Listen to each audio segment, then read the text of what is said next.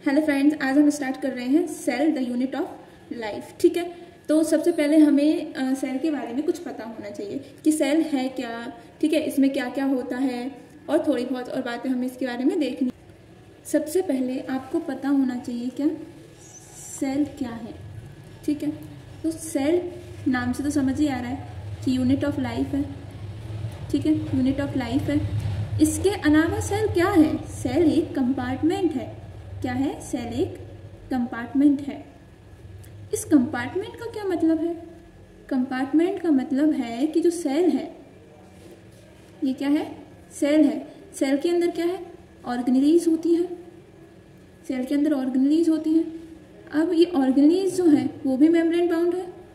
Organelles क्या है? Membrane bound है। ठीक है, अब क्या हो रहा है कि इन ऑर्गेनेलीज के कारण ये कंपार्टमेंट बन गई ना एक सेल। इसमें अलग अलग कंपार्टमेंट दिख रहे हैं, इसलिए सेल को बोला है कंपार्टमेंट। एंड अब इन कंपार्टमेंट में होता क्या है? इसमें क्या होता है?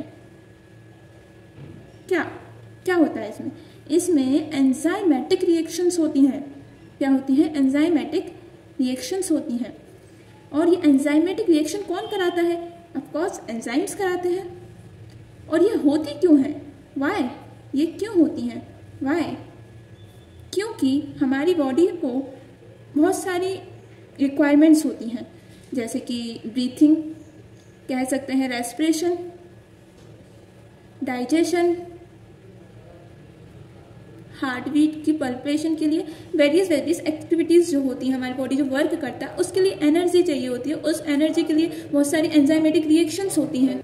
तो इससे अभी आपको क्या समझ आ गया कि सेल क्या है? सेल एक कंपार्टमेंट है। कंपार्टमेंट में कंपार्टमेंट क्यों बोला है? क्योंकि सेल के अंदर मेम्ब्रेन बाउंड ऑर्गेनेलीज होती है। ये कंपार्टमेंट की तरह दिखता है। और इस कंपार्टमेंट में क्या होता है? एंजाइमेटिक रिएक्शंस होती हैं। इन एंजाइमेटिक रिएक्शन को हम क्या कह सकते हैं? मेटाबॉलिक रिएक्शंस कह सकते हैं। क्या कह सकते हैं? मेटाबॉलिक रिएक्शंस कह सकते हैं। और यही मेटाबॉलिक रिएक्शन को सिंपल वर्ड्स में आप कह सकते हैं आपकी बॉडी में मेटाबॉलिज्म हो रहा है। क्या हो रहा है? मेटाबॉलिज्म हो रहा है। इसके बाद अब हम मेन टॉपिक पे हमारे आते हैं कि मतलब हम प्रोकैरियोटिक सेल और यूकैरियोटिक सेल से स्टार्ट करते हैं। सबसे पहले सेल का क्लासिफिकेशन हुआ। क्या हुआ कि क्लासिफिकेशन हुआ? कैसे हुआ? तो इसका हमने एक बेसिस लिया कि न्यूक्लियर मेम्ब्रेन, न्यूक्लियर मेम्ब्रेन। ठीक है, या कह सकते हैं न्यूक्लियस, है ना, कि न्यूक्लियस किस टाइप का प्रेजेंट होता है वो भी तो बोल सकते हैं ना। तो अभी क्या है कि हमने इसके बेसिस पर क्या किया? सेल्स को डिवाइड किया या क्लासिफाई किया दो टाइप में। कैसे? एक प्रोकैरियोटिक सेल और एक यूकैरियोटिक सेल। तो कैसे किया ये ऐसे किया कि प्रोकैरियोटिक सेल में मेम्ब्रेन बाउंड न्यूक्लियस अब्सेंट होता है। मेम्ब्रेन बाउंड न्यूक्लियस क्या होता है? अब्सेंट होता है। और इसमें मेम्ब्रेन बाउंड न्यूक्लियस प्रेजेंट होता है। ठीक है, इसमें प्रेजेंट होता है। ठीक है, ऐसे हमने क्या किया? क्लासिफाई किया। तो हम इन दोनों के बारे में स्टडी करेंगे इस चैप्टर में। इनके अंदर क्या क्या ऑर्गेनेलीज होती हैं वो डिस्कस करेंगे। तो सबसे पहले हम प्रोकैरियोटिक सेल्स के बारे में बात कर रहे हैं कि प्रोकैरियोटिक सेल आखिर है क्या। ठीक है, तो हम इसके सबसे पहले स्ट्रक्चर की बात करेंगे। ठीक है, प्रोकैरियोटिक सेल के स्ट्रक्चर के बारे में हम बात करेंगे सबसे पहले। तो इसके स्ट्रक्चर में क्या है? ठीक है, तो जैसे कि ये क्या है, आपको तो पता ही होगा कि एक सेल होती है तो उसके पास सेल मेम्ब्रेन तो होगी है ना। तो ये सेल मेम्ब्रेन हुई, ये उसकी सेल वॉल हुई। ये तो मोस्टली सबको ही पता होगा कि सेल मेम्ब्रेन और सेल वॉल तो होती ही है। लेकिन इन दोनों के अलावा इसमें एक और लेयर होती है जो कि सेल वॉल के बाहर होती है। इसे क्या कहते हैं हम? ग्लाइकोकैलिक्स। क्या कहते हैं? ग्लाइकोकैलिक्स। अभी सिर्फ हम स्ट्रक्चर ड्रॉ कर रहे हैं, इस बात सभी स्ट्रक्चर्स को हम डिटेल में स्टडी करेंगे। ठीक है, और इसके पास एक फ्लैजेला भी होती है। ये प्रोकैरियोटिक सेल्स की बात चल रही है। इसके पास फ्लैजेला भी होती है। इसके पास पिलाई होती है जो कि ट्यूबलाइक स्ट्रक्चर्स होते हैं। इनके पास फिम्ब्राई होते हैं जो कि ब्रिशल शेप्स के होते हैं। इसके पास कुछ मेम्ब्रेन बाउंड एक्सटेंशंस भी होती हैं जो कि सिंपल अलग अलग शेप की होती है, ट्यूब्यूल, वेसिकल, है ना, अलग अलग डिफरेंट शेप्स होते हैं। और कुछ एक्सटेंशंस ऐसे होते हैं जिनमें क्या होती है? पिगमेंट्स प्रेजेंट होते हैं। इसके पास जो प्रोकैरियोटिक सेल्स की बात कर रहे हैं तो विदाउट मेम्ब्रेन बाउंड न्यूक्लियस होता है, या विदाउट मेम्ब्रेन बाउंड, है ना, विदाउट मेम्ब्रेन न्यूक्लियर मेम्ब्रेन के न्यूक्लियस होता है। ठीक है, तो इसको हम न्यूक्लियोइड भी बोलते हैं, ठीक है, क्योंकि इसके पास मेम्ब्रेन नहीं है, इंटर-डीएनए ऐसे ही पड़ा हुआ है, ठीक है। इसके बाद इसमें प्लाज्मिड्स होते हैं, सबके डिटेल स्ट्रक्चर देखेंगे हम।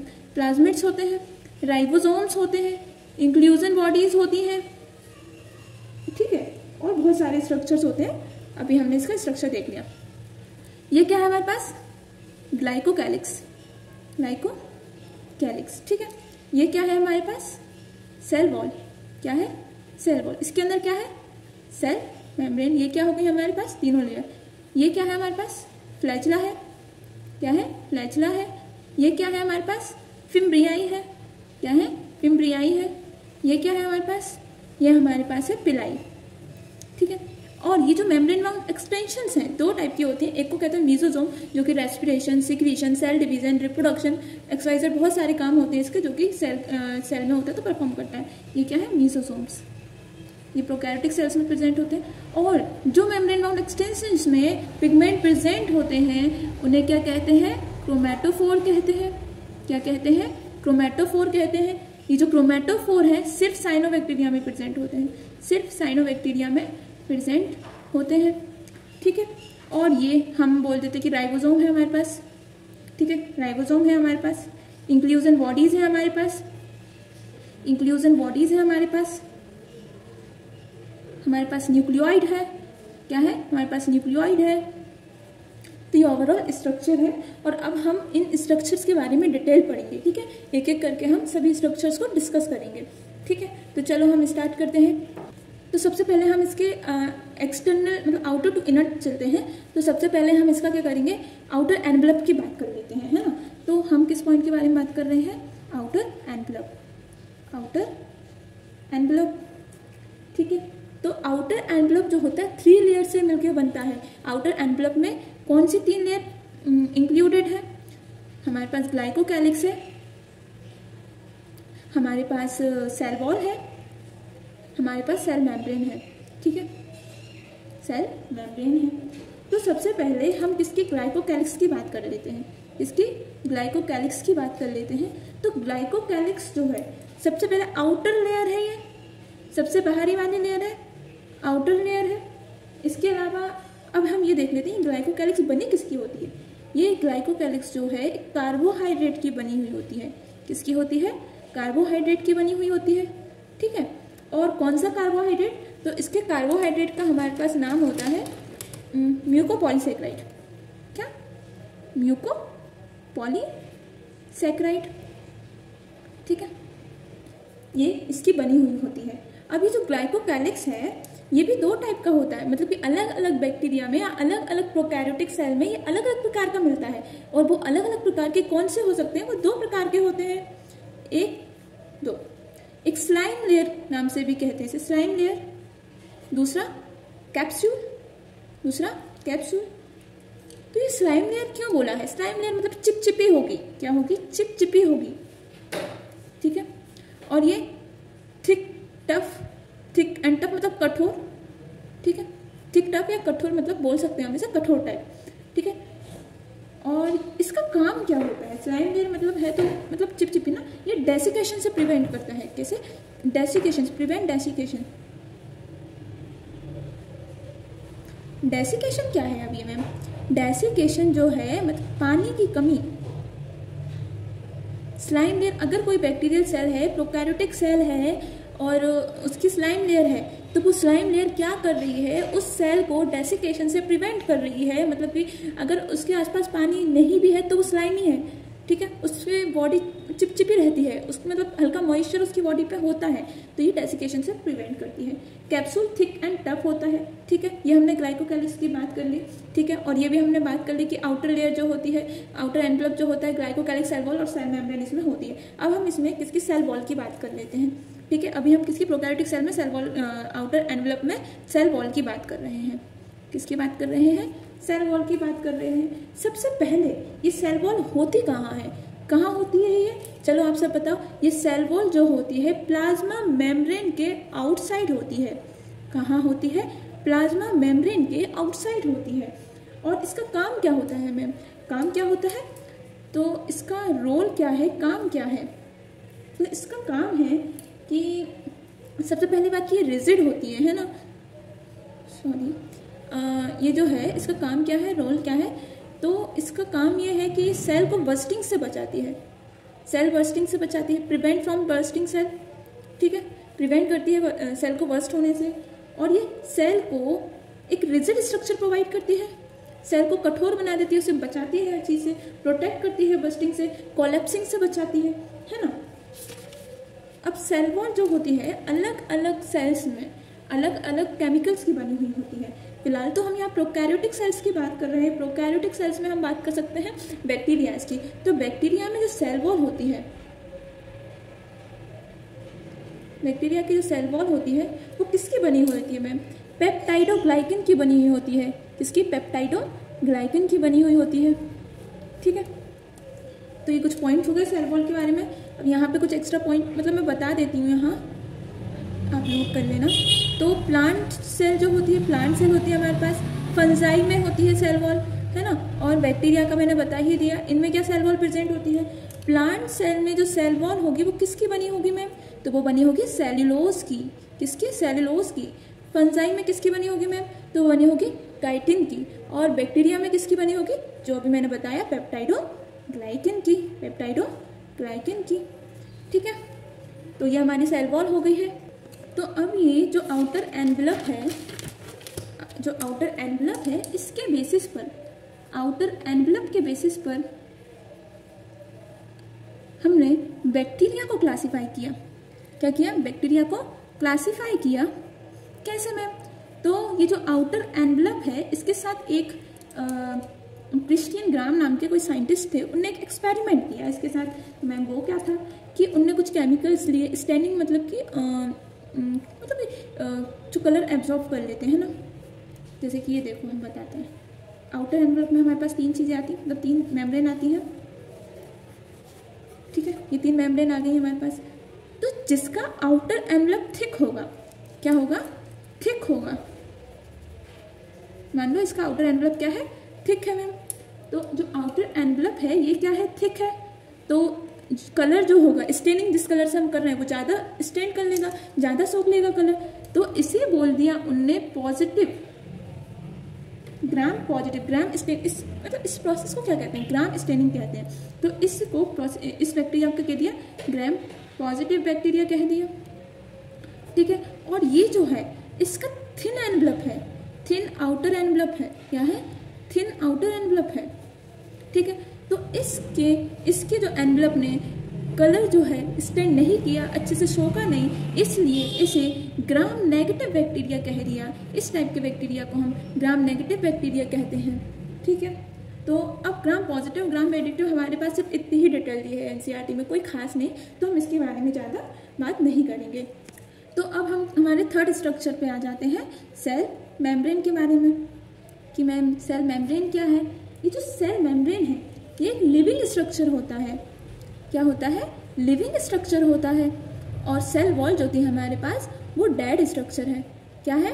डेड स्ट्रक्चर है, ठीक है। सेल मेम्ब्रेन जो है लिविंग स्ट्रक्चर है और सेल वॉल जो है डेड स्ट्रक्चर है।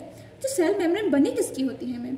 सेल मेम्ब्रेन लिपिड की बनी हुई होती है। किसकी? मेनली लिपिड की बनी हुई होती है। वो भी लिपिड की बाइलेयर प्रेजेंट होती है, लिपिड की बाइलेयर प्रेजेंट होती है, ठीक है। और मेनली कौन सी लिपिड होती है मैम इसमें? तो मेनली फॉस्फोलिपिड की बनी हुई होती है। किसकी? फॉस्फोलिपिड की बनी हुई होती है, ठीक है। तो ये जो है यहाँ हमारी मतलब डिटेल में सेल मेम्ब्रेन हम यूकैरियोटिक सेल में देखेंगे, बाकी इतना ही है इसका, है ना। इसके बाद हम आगे बात, अभी हम बाकी की स्ट्रक्चर्स की बात कर लेते हैं।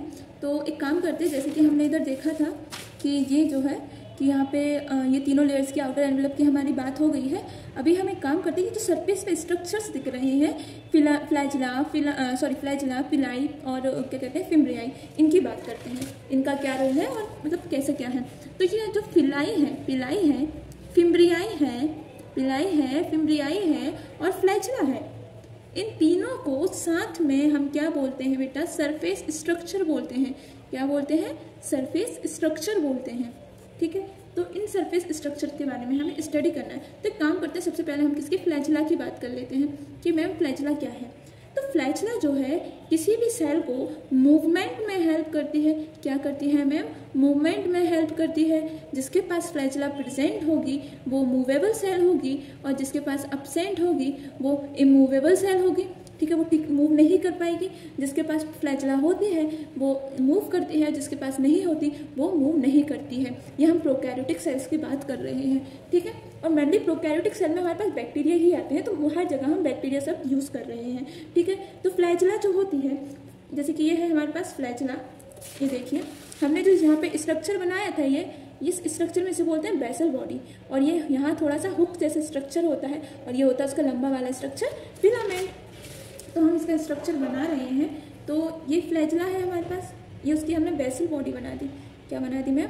बेसल बॉडी बना दी हमने उसकी, और ये बेसल बॉडी यहाँ मान लो हुक बना दिया उसका, और ये क्या है?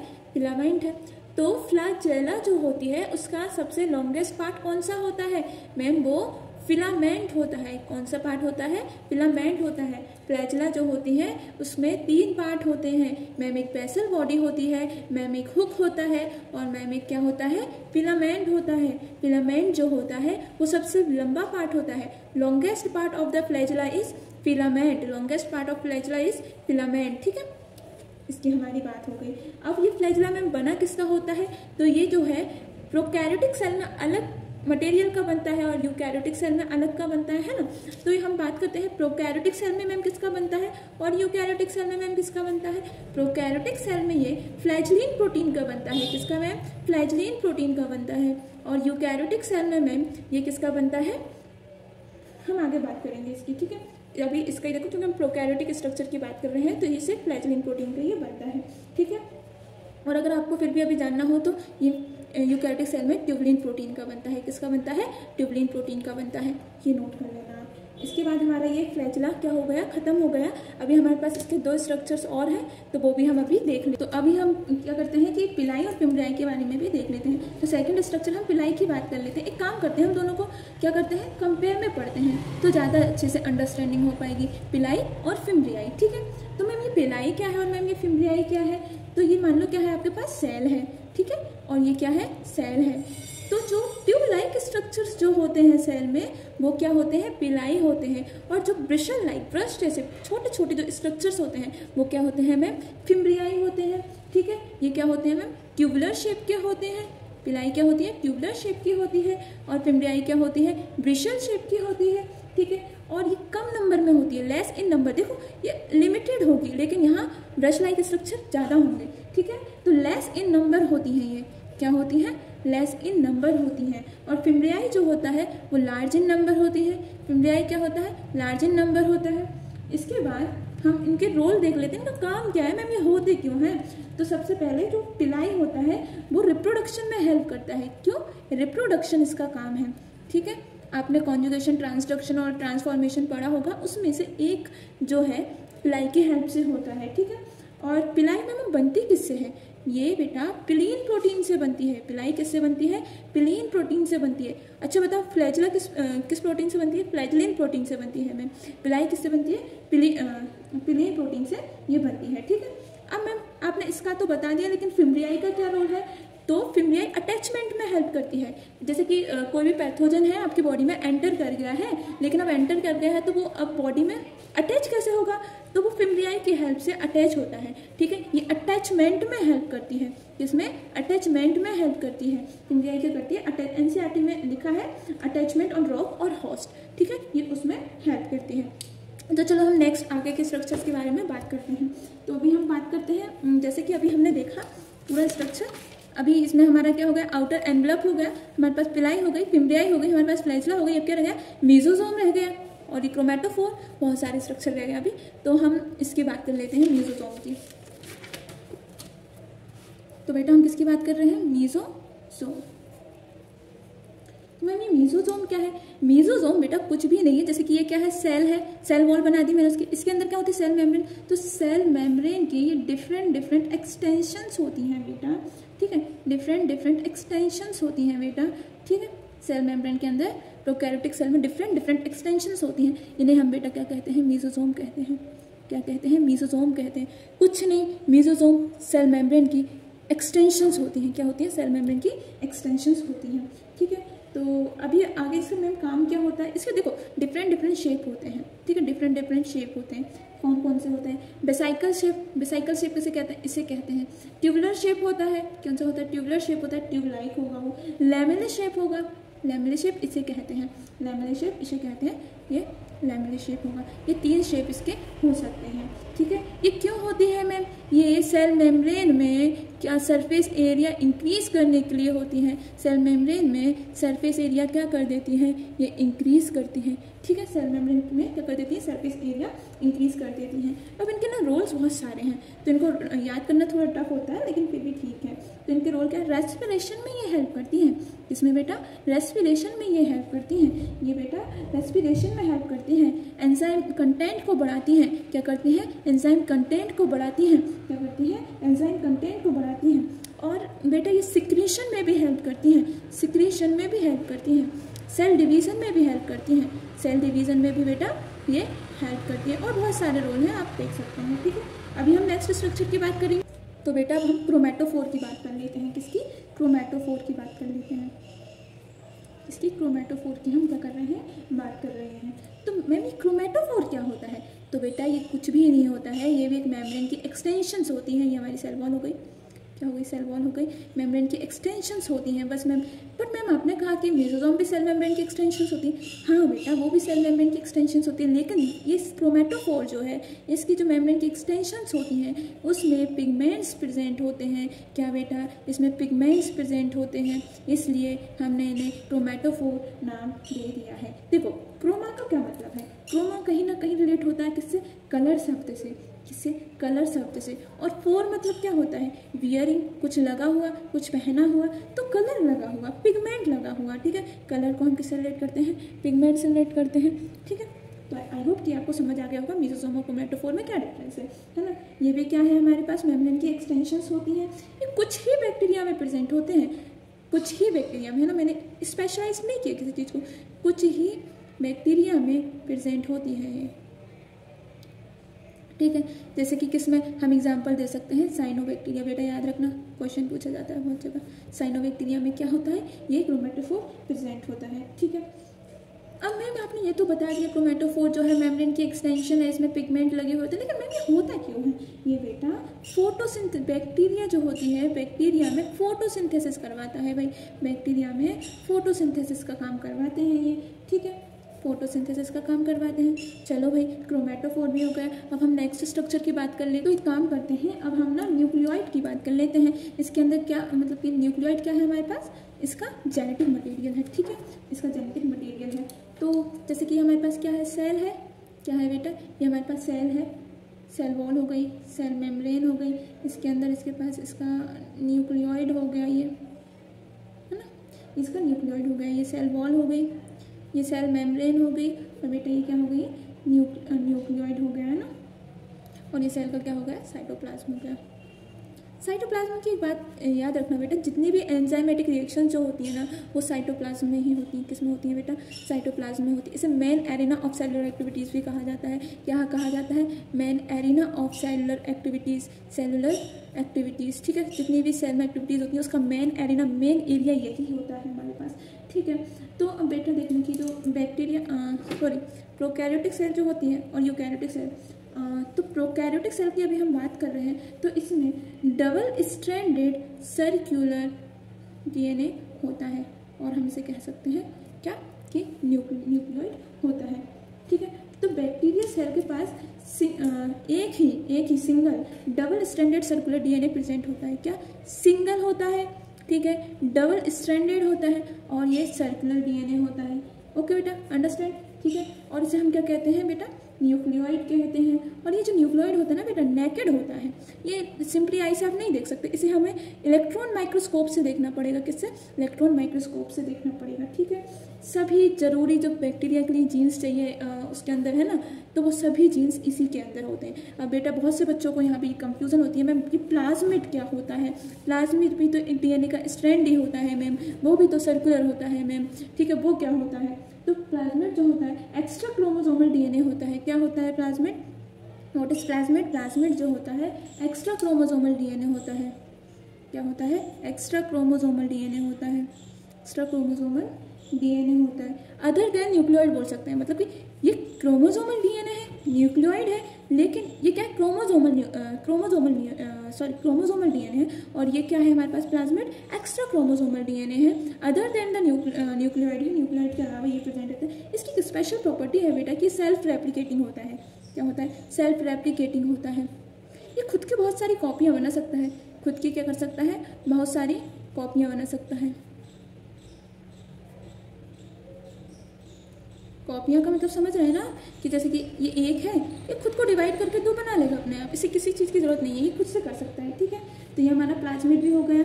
बस याद रखना बेटा, ये भी डबल स्टैंडर्ड होता है, सर्कुलर होता है ना, ये भी होता है, ये न्यूक्लियोइड भी ऐसा ही होता है। बस डिफरेंस क्या है, ये क्रोमोसोमल है, ये एक्स्ट्रा क्रोमोसोमल है। इसके पास यूनिक प्रॉपर्टीज़ होती हैं, जो कि यूनिक फिनोटाइपिक कैरेक्टर लेके आ सकता है दूसरे सेल्स में, है ना। ये हम अभी देखते हैं। तो बेटा, और आप जो है प्लाज्मिड के बारे में हम क्लास 12 के चैप्टर में पढ़ेंगे बायोटेक में। अभी मैं एक काम करती हूँ, आपको न्यूक्लियोइड और प्लाज्मिड में थोड़ा डिफरेंस बता देती हूँ, है ना। न्यूक्लियोइड और प्लाज्मिड में थोड़ा सा क्या आपको डिफरेंस बता देती हूँ। देखो, एक तो है कि भाई ये डबल स्टैंडर्ड होता है ना, क्या होता है, डबल स्टैंडर्ड होता है। तो मैम ये भी तो डबल स्टैंडर्ड होता है, क्या खास बात है इसमें। हाँ, वो तो है कि ये भी डबल स्टैंडर्ड होता है। मैम ये सर्कुलर होता है, हाँ, तो मैंने कब क्या ये सर्कुलर नहीं होता, बट मैम ये भी सर्कुलर होता है। हाँ बेटा, ये भी सर्कुलर होता है। अब मैम फिर में क्या अलग बात है, तो ये बेटा मेन क्रोमोसोमल डीएनए है, मेन क्रोमोसोमल डीएनए है ये। ठीक है मैम, लेकिन फिर ये क्या है, ये बेटा एक्स्ट्रा क्रोमोसोमल डीएनए है, एक्स्ट्रा क्रोमोसोमल डीएनए है। ठीक है, तो मेरी राइटिंग पे मत जाना, एक्स्ट्रा क्रोमोसोमल डीएनए है। ठीक है, ये जब मल्टीप्लाई करता है, सेल डिवीजन करना पड़ता है, लेकिन ये सेल्फ रेप्लिकेशन होते हैं इसमें। और इसमें सभी एसेंशियल जीन होते हैं, लेकिन कुछ इसमें एडिशनल जीन होते हैं जो कि स्पेशल फिनोटाइप कैरेक्टर इसमें लेके आते हैं। ठीक है बच्चा, आया समझ, आई होप ये आ गया होगा। तो बच्चा, अब हमारे पास बस थोड़ा ही, क्योंकि हमने लिंगर लगभग कर ही लिया है, हमने क्या आउटर एनवेलप कर ही लिया है ना, और हमने ये भी कर लिया, फ्लैचुला कर लिया, फिम्ब्रियाई कर लिया, पिलाई कर लिया, मीजोसोम हो गया हमारे पास, क्रोमैटोफोर हो गया, न्यूक्लियोइड पता ही है आपको क्या हो गया हमारे पास, राइबोसोम बच गया, इंक्लूजन बॉडी बच गया है, और ये क्या हमारा ये प्लाज्मिड हो ही गया है ना। बस हमारे पास कितना 2 स्ट्रक्चर बचा है, वो हम देख लेते हैं। तो राइबोसोम क्या होता है मैम, ये राइबोसोम होता क्या है, तो बेटा ये राइबोसोम कुछ नहीं होता, मेम्ब्रेनलेस स्ट्रक्चर होती है, मेम्ब्रेनलेस ऑर्गेनेली होती है ये, मेम्ब्रेनलेस ऑर्गेनेली होती है ये। यूकैरियोटिक और प्रोकैरियोटिक सेल दोनों में हमें ये मिलती है। ठीक है मैम, हमें ये समझ आ गया मैम। लेकिन मैम ये राइबोसोम होता है क्या है, करता है क्या है, इसके बारे में आप हमें कुछ बताओ। तो ठीक है मैम, आपको बताती है कि इसमें ये होता है कि बेटा राइबोसोम जो होता है उसकी 2 सब यूनिट होती हैं, एक स्मॉल और एक लार्ज। ठीक है, अब जो प्रोकैरियोटिक होती है और जो यूकैरियोटिक सेल होती है, प्रोकैरियोटिक में 70S राइबोसोम होता है, यूकैरियोटिक में 80S राइबोसोम होता है। बेटा आपको आगे आगे समझ आएगा ये 70S 80S क्या है। अभी बस समझिए कि 70S होती है प्रोकैरियोट में, 80S होता है यूकैरियोट। मैम ये एस क्या है, ये बेटा ये सेडिमेंटेशन कांस्टेंट है। क्या है, सेडिमेंटेशन कांस्टेंट है। क्या है बेटा, सेडिमेंटेशन कांस्टेंट है। ठीक है, अब जो मैम प्रोकैरियोटिक सेल की बात कर रहे हैं, आपने बोला है कि 2 सब यूनिट होती हैं इसमें। हाँ, मैंने कब बोला इसमें 2 नहीं होती, 2 ही होती हैं। तो इसमें 70S होता है, ये पूरा क्या है 70S है, और इसकी जो लार्ज सब यूनिट है वो 50S कहलाएगी, और स्मॉल जो है 30S कहलाएगी। लेकिन बेटा ये मत कहना मैम 50 और 30 तो 80 होते हैं, आपने 70S कैसे कह दिया। ये बायो में ऐसे ही होता है, कैलकुलेशन थोड़ी गड़बड़ रहती है ना, तो बेटा इसमें ऐसे ही होता है। अब मैम आपने तो ये अलग अलग बनाई है, आप तो कह रही है एक राइबोसोम है। हाँ बेटा, सॉरी बेटा, थोड़ा अभी वीडियो रुक गया था तो मैं कॉन्सेप्ट आगे समझाई, लेकिन मैं फिर से एक्सप्लेन करती हूँ कि मैंने क्या क्या बोला। कि मैं यहाँ थी कि जैसे कि ये अलग अलग क्या होती हैं, सब यूनिट होती हैं, लेकिन ये जो सब यूनिट होती हैं जॉइंड रहती हैं ड्यूरिंग ट्रांसक्रिप्शन ट्रांसलेशन दौरान जब प्रोटीन सिंथेसिस होता है तब ये जॉइंड हो जाती हैं। कैसे हो जाती हैं, मैग्नीशियम 2+ आयन जो होता है इसके हेल्प से ये जॉइन होती हैं। ठीक है, तो क्या है, अब मैम आप थोड़ा मुझे इसके बारे में डिटेल स्ट्रक्चर बताइए कि राइबोसोम है क्या, कैसा क्या है। ठीक है, तो राइबोसोम जो होता है स्मॉल साइज़ का होता है। सबसे पहले क्या पता होना चाहिए कि मैम ये स्मॉल साइज़ का होता है, कितना 15 से 20 नैनोमीटर इसका क्या होता है, साइज होता है। मैम ये कैसा दिखता है, क्या है बेटा, ये ग्रैन्युलर अपीयरेंस है। इसका अपीयरेंस कैसा है, ग्रैन्युलर अपीयरेंस है। कैसा है, ग्रैन्युलर, दरदरा सा, कैसा है, दरदरासा जैसे चाय पत्ती जो रहती है ना उसमें ग्रैन्यूल्स दिखते हैं, उसी टाइप का इसका ग्रैनुलर अपीयरेंस होता है। मैम इसका काम क्या होता है? तो बेटा ये प्रोटीन सिंथेसिस में हेल्प करता है। क्या करता है? प्रोटीन सिंथेसिस में क्या करता है? हेल्प करता है। कौन हेल्प करता है? राइबोसोम प्रोटीन सिंथेसिस में हेल्प करता है। क्या मैम राइबोसोम में आपने बोला कि मेम्ब्रेनलेस ऑर्गेनेली है, क्या सच में ये मेम्ब्रेनलेस ऑर्गेनेली? हाँ बेटा ये मेम्ब्रेनलेस ऑर्गेनेली होती है, इसमें कोई भी मेम्ब्रेन नहीं होती है। ठीक है, ठीक है, समझ आया क्या हुआ? एक और पॉइंट आता है एनसीईआरटी में कि जैसे कि एमआरएनए जानते ही होंगे आप शायद थोड़ा बहुत, आरएनए का एक टाइप होता है एमआरएनए, ये ठीक है। ये डीएनए जैसे कि मान लो ये डीएनए है, क्या है? डीएनए है। डीएनए के अलग अलग स्ट्रैंड हुए 5 prime to 3 prime and 3 prime to 5 prime, ठीक है। मान लो ये क्या है? एमआरएनए है, ठीक है। क्या है? एमआरएनए है। अब ये एमआरएनए जो है इसे हम मैसेंजर आरएनए कहते हैं। क्या कहते हैं? मैसेंजर आरएनए कहते हैं। इस मैसेंजर आरएनए पर बहुत सारी राइबोसोम की यूनिट्स लग जाती हैं, इसलिए इसे हम पॉलीजोम या पॉलीराइबोसोम भी कहते हैं, या क्या कहते हैं? पॉलीराइबोसोम भी कहते हैं। चेन जो बन जाती है एमआरएनए पर राइबोसोम की, उसे पॉलीराइबोसोम या पॉलीजोम हम कहते हैं। तो बेटा हमारे यहाँ राइबोसोम भी खत्म। राइबोसोम में क्या हो गया? मेम्ब्रेनलेस ऑर्गेनेली होती है, ये स्मॉल साइज की होती है, 15 से 20 ग्रैनुलर अपीयरेंस होता है, प्रोटीन सिंथेसिस में हेल्प करती है। और एमआरएनए जो होता है, एमआरएनए के ऊपर जो राइबोसोम लगे होते हैं उसे पॉलीजोम या पॉलीराइबोसोम कहते हैं। हमारे पास राइबोसोम 2 टाइप के होते हैं, 70S और 80S। एस क्या दिखाती है? सेडिमेंटेशन दिखाती है। 70S क्या होता है? प्रोकैरियोट में होता है, यूकैरियोट में 80S होता है। ठीक है, अभी हमें यही पढ़ना है, बाकी हम यूकैरियोट में देखेंगे थोड़ा बहुत जो बचा है। इसके बाद हमारे पास एक और होती है मैम इंक्लूजन बॉडी। आप बहुत देर से कह रही हो इंक्लूजन बॉडी क्या है मैम? तो इंक्लूजन बॉडी बेटा कुछ नहीं है, ये सेल के अंदर एक स्टोरेज स्ट्रक्चर होता है। क्या होता है? ये सेल के अंदर एक स्टोरेज स्ट्रक्चर होता है। क्या होता है? स्टोरेज स्ट्रक्चर होता है। इसमें भी कोई मेम्ब्रेन नहीं होती, ये भी क्या होती है? मेम्ब्रेन लेस होती है। ये मैम आप बोल रही हो मेम्ब्रेनलेस, क्या ये मेरे को ये बताओ कि जो सेल है उसके अंदर ये है, ठीक है, स्टोरेज स्ट्रक्चर है, मेम्ब्रेन भी नहीं है। तो बेटा एक और है ये कि इनसॉल्युबल इन वाटर, मतलब जो साइटोप्लाज्म ऐसे ही पड़ी है ना, लेकिन फिर भी भूल नहीं रही इसमें सामान बचा कैसे, स्टोर कैसे, क्योंकि इसलिए बेटा इनसॉल्युबल होती है ये, ठीक है, इनसॉल्युबल फॉर्म में होती है, ये साइटोप्लाज्म में घुलती